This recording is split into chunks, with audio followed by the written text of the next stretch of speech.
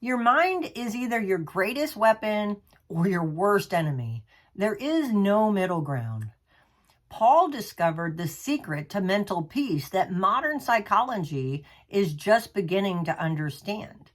In Philippians chapter 4, verse 8, he gives us a blueprint for renovating our thought life that can break cycles of anxiety, depression, and negative thinking. What you think about literally creates the world you live in. Our daily devotional today is Trusting God Day by Day, September 18th. For the rest, brethren, whatever is true, whatever is worthy of reverence, and is honorable and seemly, whatever is just, whatever is pure, whatever is lovely and lovable, whatever is kind and winsome and gracious, if there is any virtue and excellence, if there is anything worthy of praise, think on and weigh and take account of these things. Fix your mind on them. Philippians chapter 4, verse 8. One day, I remember praying, God, I can't go on fighting my thoughts all day, every day. As soon as I capture these wrong thoughts, they come back. What am I supposed to do? As you fight the battle in your mind, you may find yourself praying the same prayer. So I want to share with you the simple answer God gave me. He said, all I needed to do was to think about something else. When you think about something good, there is no room for wrong thoughts to get into your mind. Concentrating on trying to not think wrong thoughts can actually increase them. But simply filling your mind with good things leaves no room for bad things to get in. The Bible says that if we walk in the Spirit, we will not fulfill the lusts of the flesh. See Galatians chapter 5, verse 16.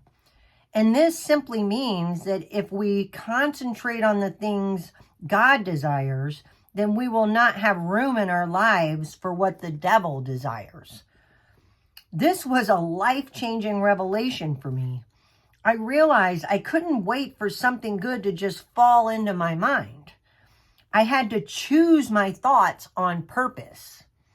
The Bible says in Deuteronomy chapter 30, verse 19, that God sets before us life and death, blessings and curses. If you and I do not choose thoughts that lead to life, the enemy will make the choice for us, and he will choose thoughts that lead to death. But when we choose thoughts that lead to life, our lives will be blessed. Take time to roll good thoughts over and over in your mind, and this will help you form the habit of thinking good things. You must believe you can do something, or you won't even try. So I repeat, you can choose your own thoughts.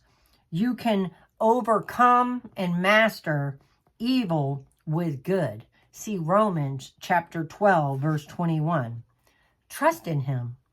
Take a moment and think about something good. Concentrate on the things God desires and trust him to help you conquer wrong thoughts. Amen. I am so grateful for this concept that we really do get a choice in the matter. That's one of the things why I really created this whole channel, is that after absorbing what the Lord put in my heart about intentional living and choosing to overcome, rather being a victor instead of a victim, those are choices that we really do get to make. When you're in the middle of being a victim, it's hard to see how you could ever be the victor.